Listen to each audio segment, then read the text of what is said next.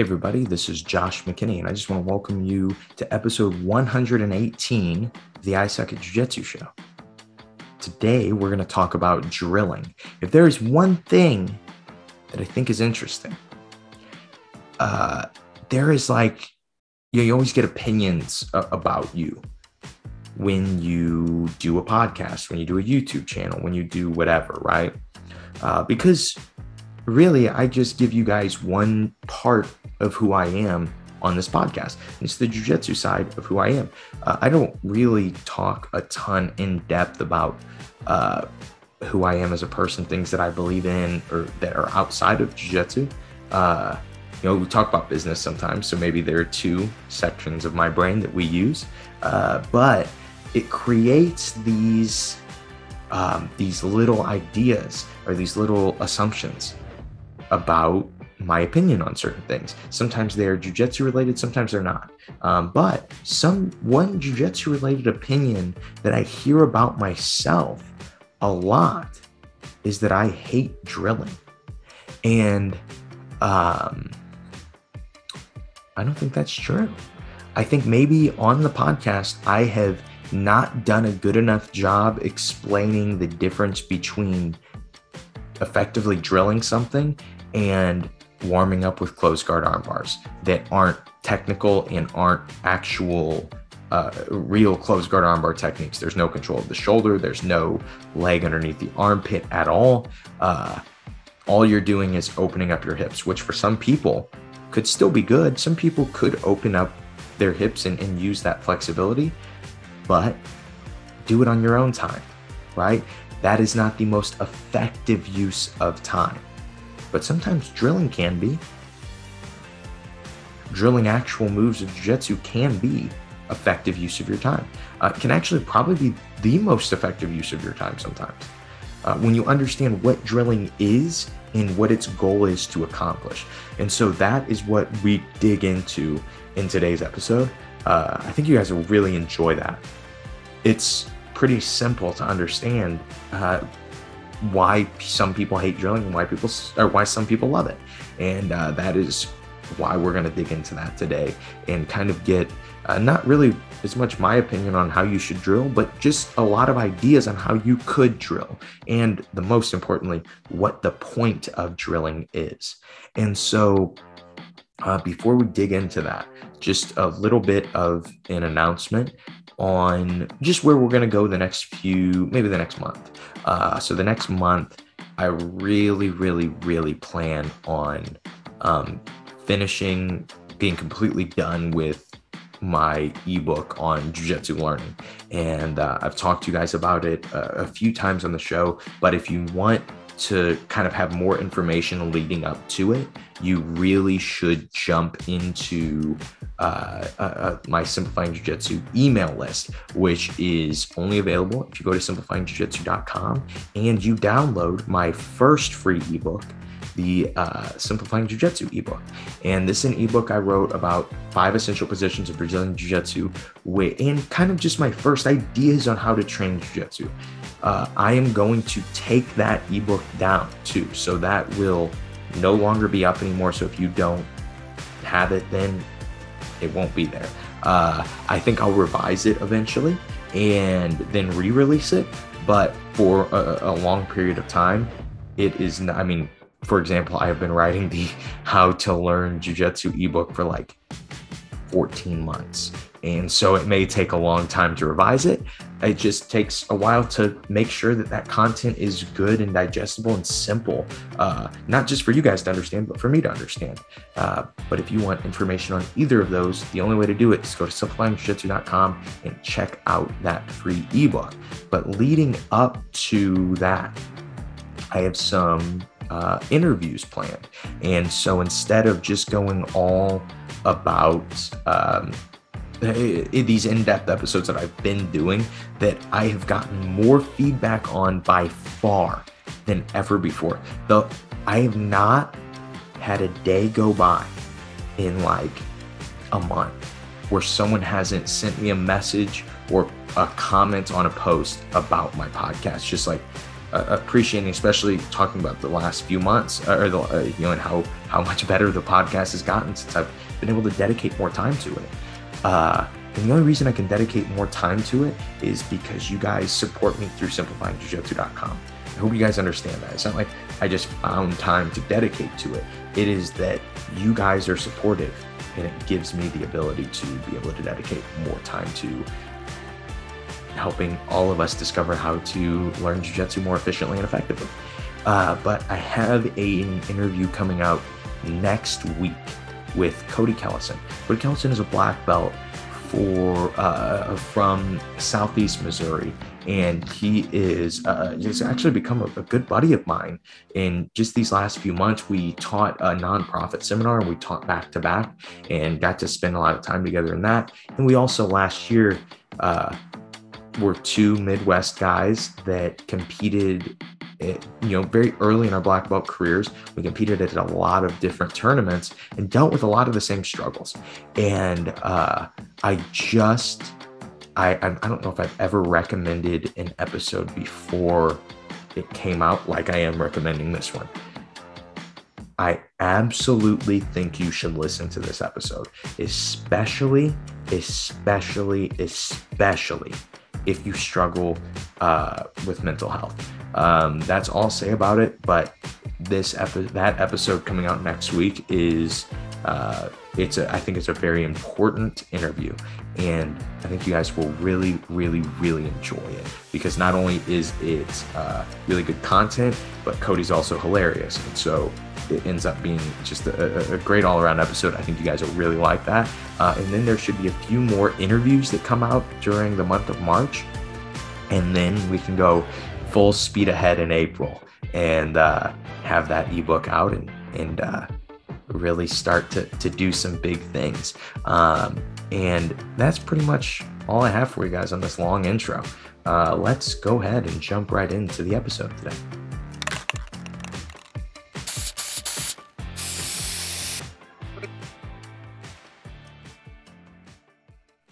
So normally on the podcast, we focus on the mind. Sometimes we focus on the body. Sometimes we talk about physical things. But today we're really going to lean into the physical side. We're really going to discuss the physical side of jiu-jitsu. And one of the most important factors in understanding the physical side of jiu-jitsu is understanding how you physically get better at jiu-jitsu. Because though I believe that understanding jiu-jitsu deeply should always be your goal and is the most relevant thing, it's not the only thing. Jiu-jitsu is still physical. We still, in order to be good at jiu-jitsu, need to be able to physically perform in a round or in a match. And you can apply a lot of the ideas that we've talked about over the last few months with pacing, with distance management, with prevent. You can reflect on a lot of those things and say, okay, well, I am not physically capable of beating most people, so I will outthink them. I will outdistance them. It's just one fight, right? You focus on one fight, and it takes the physical aspect out a lot of the time. But still, there are some physical gaps that are almost impossible to recover from. So, for example, I always like to think of these things on a scale of 1 to 10, because it's the easiest way to think of things like that. We talk about it a lot on the podcast. I like to think of jiu-jitsu in terms of create a character on a video game. What skills do I have, and how could I get them better? How can I develop these skills more? And then, of course, what techniques do I have too? But when it comes to something like physicality in jiu-jitsu, sometimes there have probably been 3 different people that I've trained with. I'm sure there have been a few more, but 3 people that had enough technique to where this really, really made a difference. And 3 different people I've rolled with that I would say were a 10 out of 10, or even if it was possible, an 11 out of 10 on the scale of physicality. And the thing about people like that is if you are somebody who is a 5 on the scale of physicality, a 4 even, I really don't know how much technique matters. Not that, of course, with huge gaps in technique, not with black belt to white belt, right? But black belt to blue belt, you'll see a guy who's just way more physical. That's a blue belt, and people would call it like, oh, he's a competitive blue belt. He's this competitive blue belt, and that's why he can beat up this black belt. But what is the real reason? Well, he's a lot of times just way more physical. Sometimes competitive blue belts just know more and understand jiu-jitsu more than black belts, because there's a big difference in the pressure cooker of big competitions where you're having to force yourself to get better. I think some people that are really good at jiu-jitsu that don't compete, they learn how to motivate themselves and inspire themselves in different ways, but that's a completely different podcast for a different time. But when it comes to the scale of physicality, some people are so physical that there is nothing that you can do about it. And until you felt that, it's hard to understand. That's just like anything, right? I have a podcast about something that really can only be done through feel, can only be done in person, but it's a podcast on it, right? So how we think about it is important. How we feel someone physically, though, is incredibly important. When you have felt someone that is 4 or 5 or 6 points higher than you on the scale of physicality, you really notice it. You really get beat up. And so this idea that, okay, I do jiu-jitsu and technique is all that matters, so I shouldn't diet, I shouldn't exercise, I shouldn't do anything else, I don't think is a good idea. If you're saying, well, I can't train jiu-jitsu because of my diet, if you go so much into focus on the diet that you're so focused on the physical that you forget that jiu-jitsu is technique, that's when it's too much, right? Or same with workouts, right? I think lifting weights, I think cardio, those things are very good, and they can complement your jiu-jitsu very well, but you still have to train jiu-jitsu for them to complement your jiu-jitsu well. And a big mistake a lot of people make is they say, I need to gain 50 pounds of muscle, and then they start this weightlifting routine. For most of us that are natural, we're not going to be able to make those gains while doing jiu-jitsu. Jiu-jitsu is just way too much cardio. It is just way too much on our bodies already. It's hard for us to recover. And when you're not recovered, you don't gain muscle very well. And so that is kind of the battle that I see people go into. And then what they start to do is they start to sacrifice jiu-jitsu classes in order to gain weight. And maybe for some people, maybe if you're training 10 or 12 times a week, maybe it isn't a bad idea. But there is always in these things, and just like we're going to talk about with drilling in a second, there is always points of diminishing return in jiu-jitsu. And we'll talk about what that means in just a little bit. But there are always points of diminishing return in jiu-jitsu. And so you can train too many classes. You can lift too many weights. They're always to the individual. I can't tell you, you need to train this many days a week to accomplish this goal, because some people can absorb a lot more training than other people can. And a lot of times the people that are great at recovering will act like it is only about that. It is only about how mentally tough they are and how they push themselves through it. But the truth is, there is a natural gift to recovery. Some people just recover super well. Those people can absorb so much more training than you can. Just because they can be on the mats more doesn't mean that you can't train as much as them, meaning get good at jiu-jitsu as much as they do. You can think about jiu-jitsu to get better at jiu-jitsu. You can watch instructionals. You can learn to watch footage. You can listen to this podcast. I know that we keep this podcast really fun, but I get people that'll send me messages and they'll say, yeah, I'm on episode 80. I found your podcast 2 months ago. And it blows my mind. This dude just invested 80 hours of his time to learning jiu-jitsu more efficiently and effectively. And a lot of times we just think of it as a fun thing, because it is, right? If we think fun first, we should be finding ways that we progress at jiu-jitsu that are fun, right? But for people that invest that amount of time, they're going to get better at jiu-jitsu, even if a lot of the stuff they miss, even if a lot of the things that I talk about on the show are just over their head.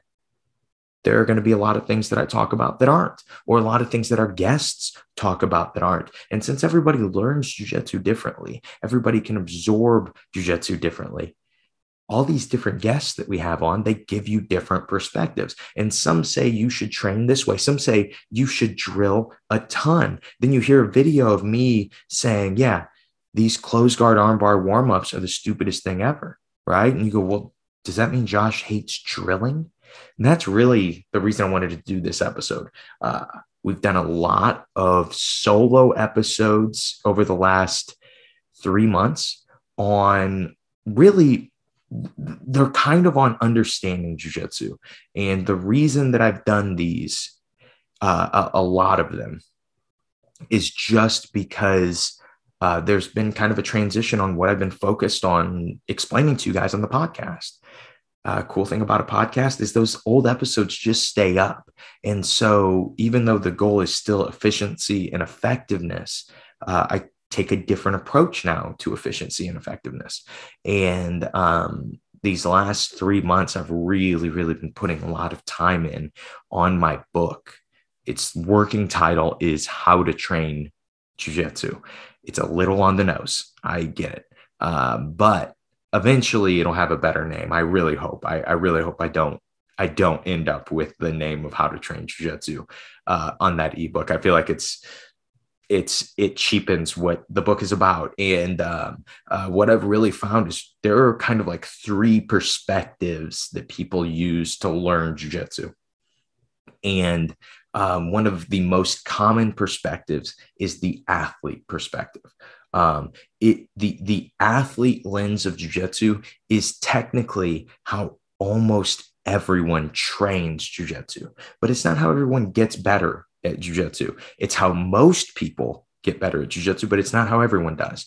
And so in that book, it'll explain to you why you may not get better in your training environment, and just some simple things that you can do to get better in that environment, and some simple things that you can do to change your environment and change your perspective, the way you look at jiu-jitsu. But the athlete model is incredibly simple, and we all do it. Every school that I've ever been to, I would say maybe the only place that I know of for sure that doesn't do it, that doesn't use the athlete model of training, but I could still dig into a deep argument and say that they do, would be my friend Chris Payne's school, because they don't really drill, right? For most people, this is the model of learn jiu-jitsu. Learn a technique, drill it a bunch, and then try to use it in live rolling. I think that you have to look at why this works, and why it works for some people, and why it works better for certain coaches. Some coaches use this model way more effectively than others. Why is that? So we'll just look at it from the top. And basically, I'm going to try to give you guys a third of this How to Train Jiu-Jitsu book in this episode. Also, I'm pretty sure that book will be out at the end of the month. I can't say absolutely for sure, but I'm pretty sure that by April 1st, let's say my mom's birthday, her birthday is April 2nd. By April 2nd, I will have the How to Train Jiu-Jitsu book out, distributed, and I have decided, hate saying it, it'll be available for free. The information is too groundbreaking and too good to put behind a paywall. I'll make some video versions of it that won't be free, but this book itself will be completely free. So let's look at how an athlete trains, how an athlete should train. Let's break down first the technique. Most athletes thrive in specific gyms, and it's gyms that learn to simplify. And understand, you don't have to consider yourself athletic to be an athlete learner. Remember, this is how almost everyone learns jiu-jitsu. So most athletes thrive in gyms that simplify technique. They make it really easy to understand and really easy to do. And usually they put it in a very easy system. And that, I think, sidebar, I think that is the future of jiu-jitsu. I really think that it is going to be a battle of systems just as much as it is a battle of athletes. And I think that some schools, some gyms are going to start to discover systems. And what the old method of training was, you have to have this great room. So now you need to invite all kinds of other people in to train with you. But I think we're seeing less and less of that. We're seeing more groups of 5 and 10 people all get really good at jiu-jitsu over a short period of time together because they find these systems that work, systems of training, systems of actual technique, and just systems of competing, systems of understanding strategy and things like that. But I really believe that that is the future of jiu-jitsu, is the systems that each school and each competition school will have. And a lot of people are still on this idea that needs to be a curriculum. It doesn't have to be. There are other ways to get a system to your students without saying this is all we work. But that was a random tangent. As we think about how athletes train, we take techniques, we make them simple. For most of us, okay, make it easy. Make it easy for me to understand. Make it simple for me to understand. Most coaches that I've really enjoyed learning from do a really good job of explaining what and then why a move works. And then that's it. They show the technique and then everybody tries it, because the next thing that we start to do is drill. There are a lot of layers to what drilling is. Drilling is pretty much anything in jiu-jitsu that is not live resistance training. And it usually has a defined beginning and a defined end point. I think you can technically drill without a defined beginning and defined end point, but it's always going to end up turning into a live round. We've all dealt with that, right? We've all said, let's drill knee cuts. And then you do 3 knee cuts, and then you have north-south Kimura, and then they get out of the north-south Kimura, and then they're taking your back. And the next thing you know, class is over. You're like, oh man, we drilled 3 knee cuts, and only I drilled them. I drilled 3 knee cuts on my good side, and that's all that happened. And so when we train that way, we lose our repetition. That's all we lose. That is what drilling is. Drilling really is something that we do in order to get repetition of movement. Think about physically how you learn anything, how you get better, how your body will almost start to mold to any task that you put it through. For example, my wife cuts hair.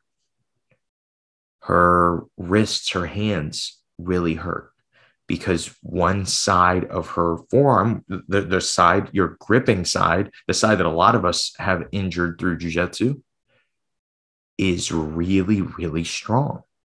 Why? It's because she cuts hair, because she does a task repetitively, and her body says, we need to develop to be able to do this task over and over and over again. And we talk about it as muscle memory. Oh, it's just muscle memory. Well, a lot of it is just doing it over and over again. It's not that my muscles have brains in them and I need to condition them to do that. It's just that repetition is how we learn anything. When you learned math in school, they didn't tell you 2 + 2 = 4. They asked you that question a million times. And eventually it got drilled into your head, just like when we're doing a technique, that should be your response to the question, right? That's not the only way to learn. Again, This is not the only way to learn. There are two other perspectives to look at jiu-jitsu from to be able to learn. And so if you feel like, man, I don't learn this way at all, even though he's saying it should be simple, I just don't learn like that. That's totally okay. Some people don't. But reps are important for anyone to do in jiu-jitsu. Whether you do your reps in live rounds, I always call that like live drilling. I've talked about that on the show before. I think that's something that you do when you notice that you are you don't get a lot of challenges at the gym. Is you know, like maybe you're just one of the best guys, or maybe a lot of the best guys are inconsistent and you're training with a lot of white belts, and maybe you're a blue belt. But a lot of your training partners you can beat. One of the best things to do is to start to live drill. Do the same things over and over and over again in the live round. And really, you should try to force these things. The goal of them is to actually get your guys better at defending that move while you are getting your repetition. So I've hit my 50 knee cuts in the day on these guys in live training. And then guess what happens? They start to get good at defending the knee cut. And the problem most people have is then they go, well, now I need to step away from the knee cut and I need to do something completely different. You shouldn't.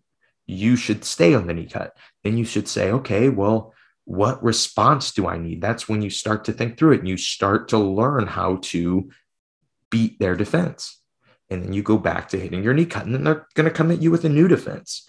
And that is one of the easiest ways to learn jiu-jitsu, in my opinion, through repetition, is by doing it in live rounds.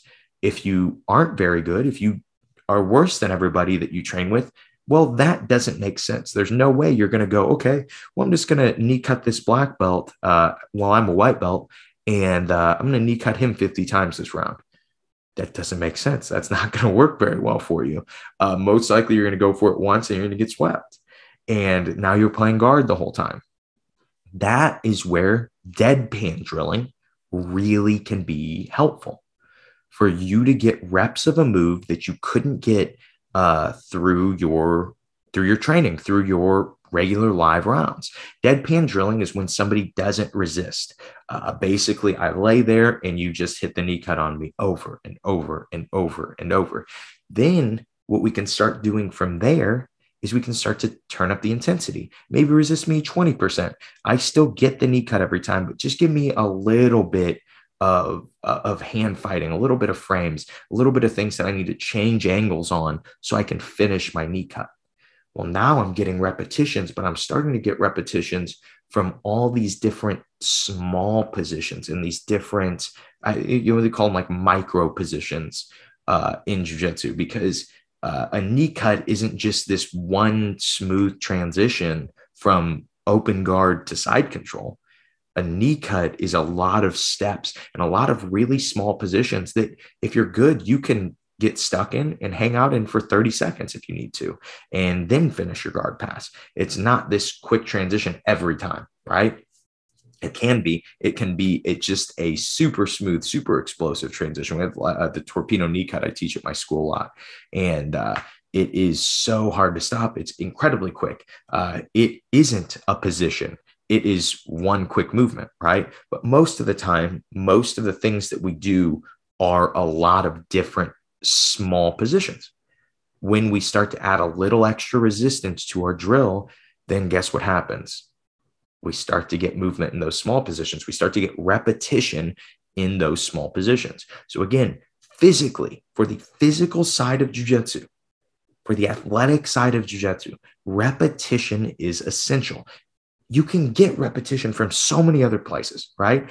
You can positional spar. You can do designated winner. It's something we do at my gym. I guess I don't know if I've ever talked about designated winner on the show. I'm pretty sure I talked about it on Suck Less Saturday when that was a thing. But yeah, I don't know if I've talked about it. I'll talk about it in the book. Don't worry about that. We'll get to that later. But there are all these different methods that you can use to get repetition in your jiu-jitsu.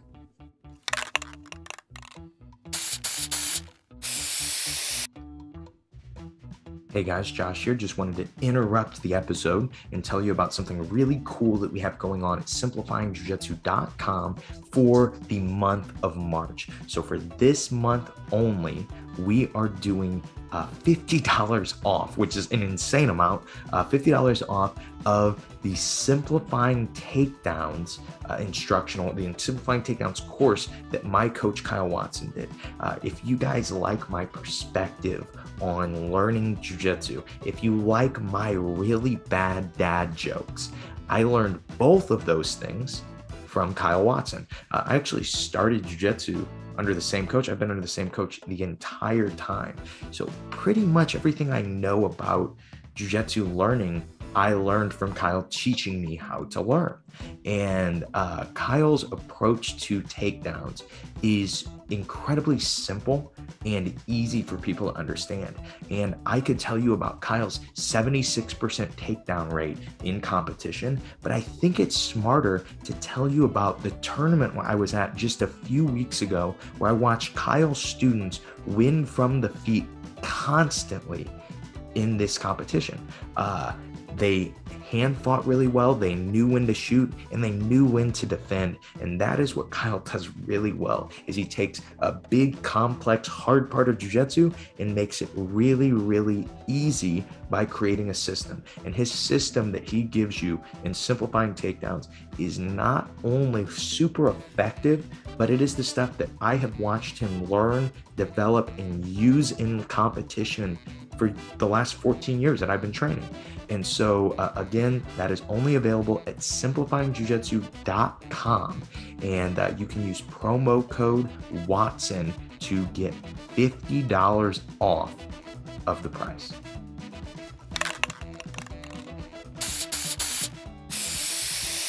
And so drilling isn't the only thing. It's just one of the ways to do it. So to act like drilling is good or bad is crazy. Drilling is effective for what it is effective for, to get your repetition. And for a lot of us, all we really need to be able to start to hit a move is to actually be able to comfortably execute the movement. So what I mean by that is the knee cut movement is very hard. A lot of people will start out and they'll start with splitting the legs. That part's easy, right? I can split the legs. Now, when they go for the knee cut part, their chest wants to stay back. Their weight wants to stay back and they want to reach with their knee.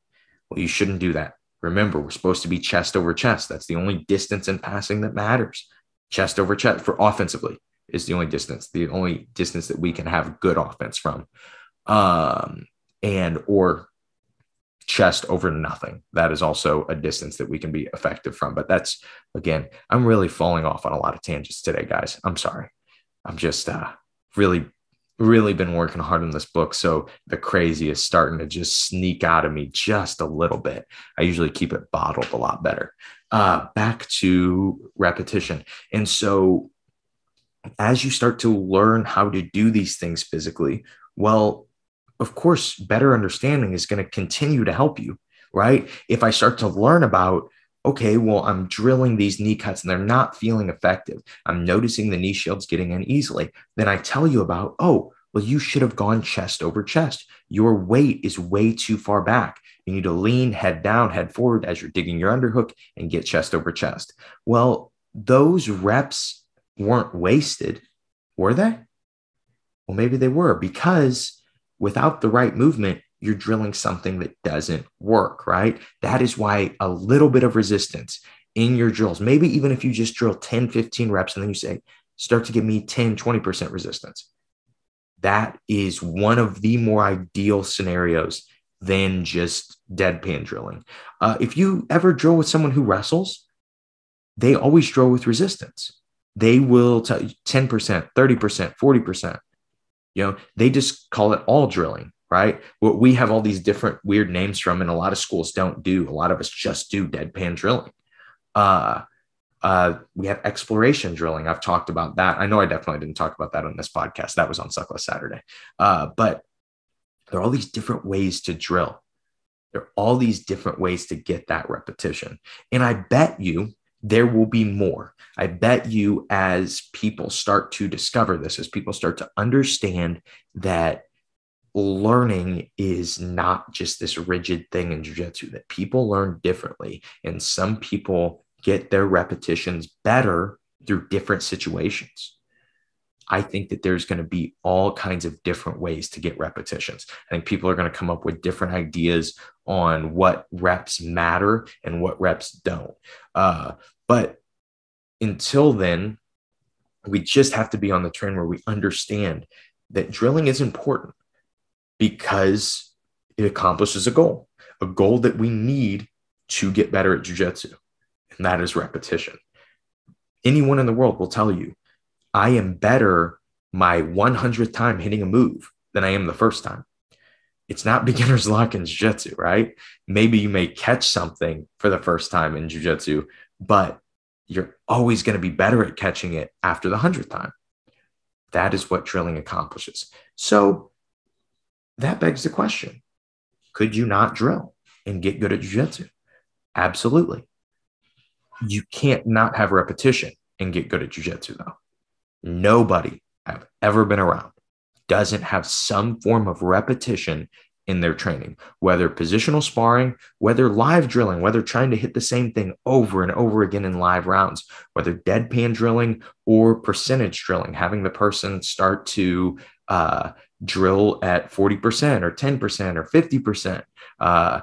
Those type of repetitions, everybody I've ever grappled with that's been good has some type of repetition in training. You've got to figure out which works for you, not just what works for what you enjoy too. You may have a goal that doesn't line up for what you enjoy, right? Maybe you realize you start to drill more, start to just percentage drill more, and you go, man, I'm starting to get so much better at jiu-jitsu. I'm getting better than I ever have. But I'm not having fun doing it. Normally, I think you should think fun first, right? Well, what could you do to make that drilling fun? Sometimes you can make it a repeating drill. People who learn from one of the other perspectives, one of the other lenses of learning jiu-jitsu, they like to learn by feel. And when you make them drill, it kind of sucks. It's kind of like, man, I would rather be dead than drill. And even though I get better from it, I hate doing it.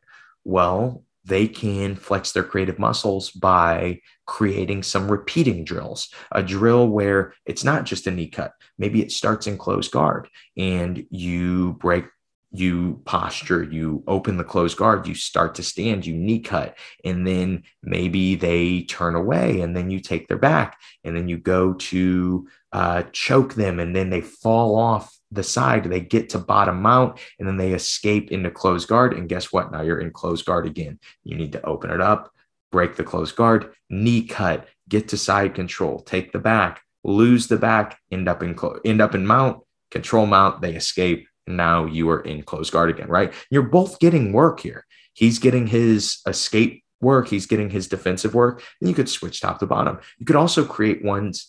And my coach used to always do this. This is one of my favorite things, is he would create these drills that repeated and you would end up flip-flop. So instead of ending up in the same guy's closed guard over and over, you would always end up in the other guy's closed guard. So you got to work the top and bottom position of the drill. This is a different way of drilling, right? It's just like a creative way of getting your reps. You've got to find something that is enjoyable, though. If you're going to get reps, you've got to find something that's enjoyable. You also have to find something that works for you, because sometimes you just find, hey, the best thing that I can do is short, repetitive drills. I hate doing it. Turn music on when you do it. Turn something on you like listening to.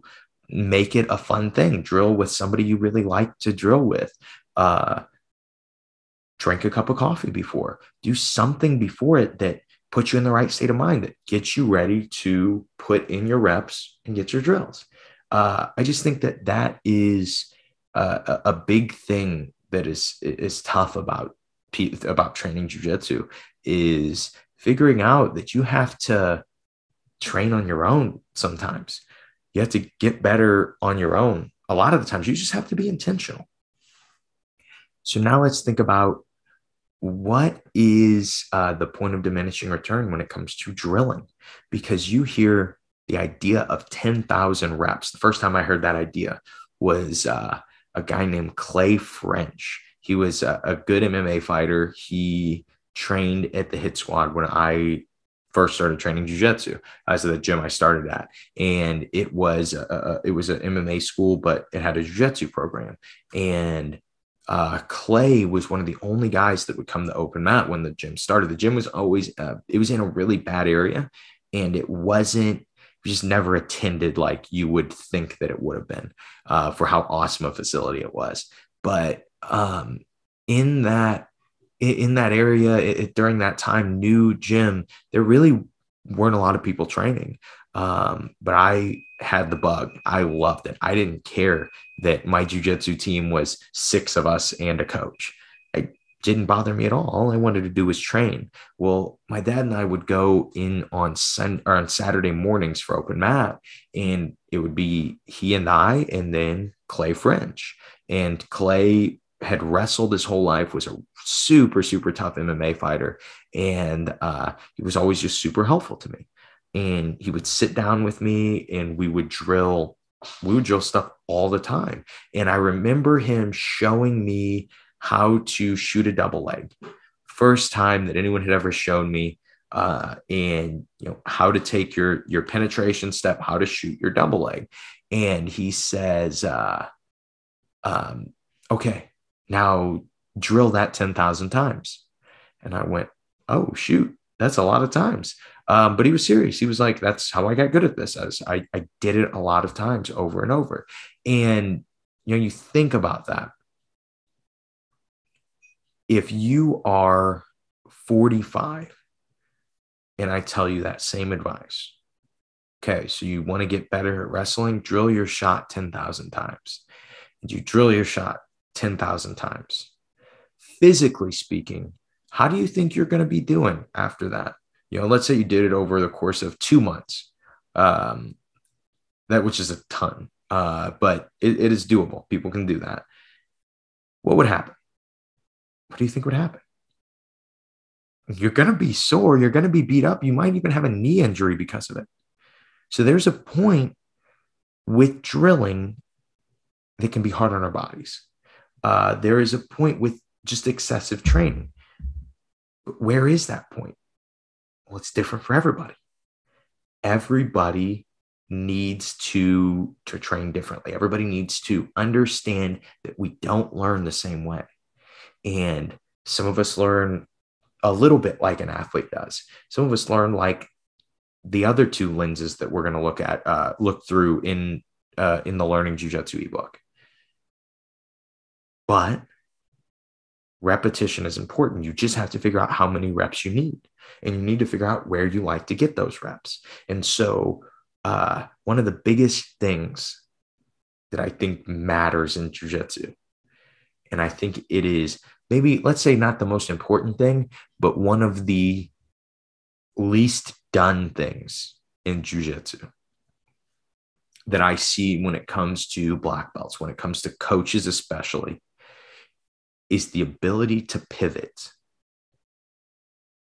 Just like Ross Tyler says in Friends, pivot. The ability to do that. The ability to say, hey, what I'm doing right now is not the most effective use of everyone's time. What I'm having my guys do is not the most effective use of their time. No coach ever says that.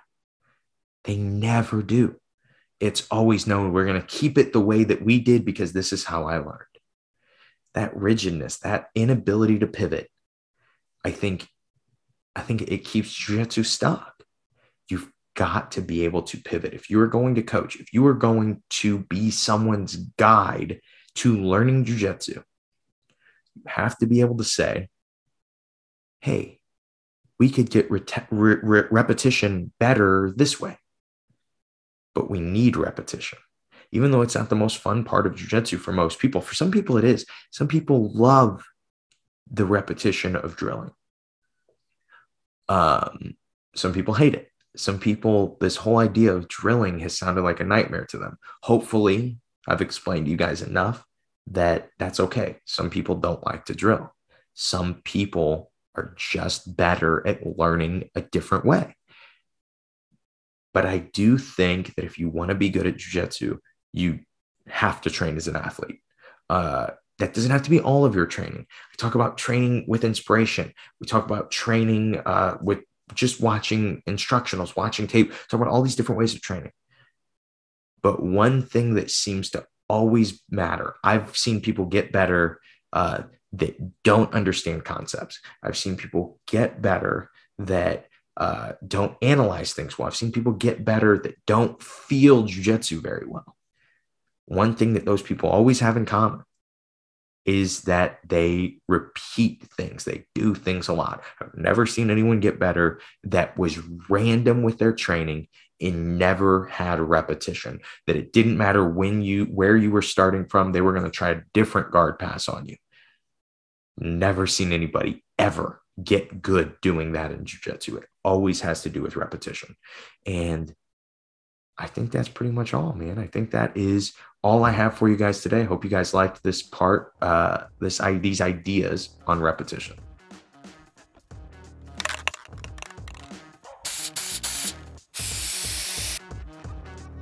And that is the episode. I hope you guys enjoyed this one. I think that just having an understanding of why we drill is important. Having an understanding of why we do anything in jiu-jitsu and how we could do it a little differently to be more enjoyable for us or to be more effective for us. I think it's a really important approach to jiu-jitsu, and I think we're going to continue to be having people on the podcast that have really, really different ideas on jiu-jitsu. And I think that we'll really push more of that in April. I have some really good episodes coming out, just some super, super good interviews for you guys coming out, just to kind of change our pace a little bit. We've been so focused on jiu-jitsu strategy, jiu-jitsu skill set, and jiu-jitsu training over these last 3 months. And it's been really good content and really good episodes. But you know what? It's not all there is.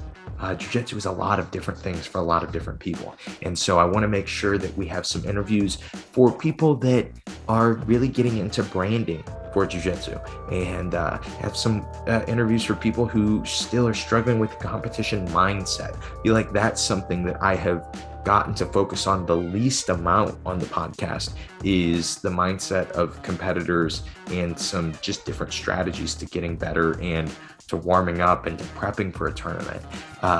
There are all these different things that we're going to start to expand out again. And then we'll bring it back tight together on training method in the month of April.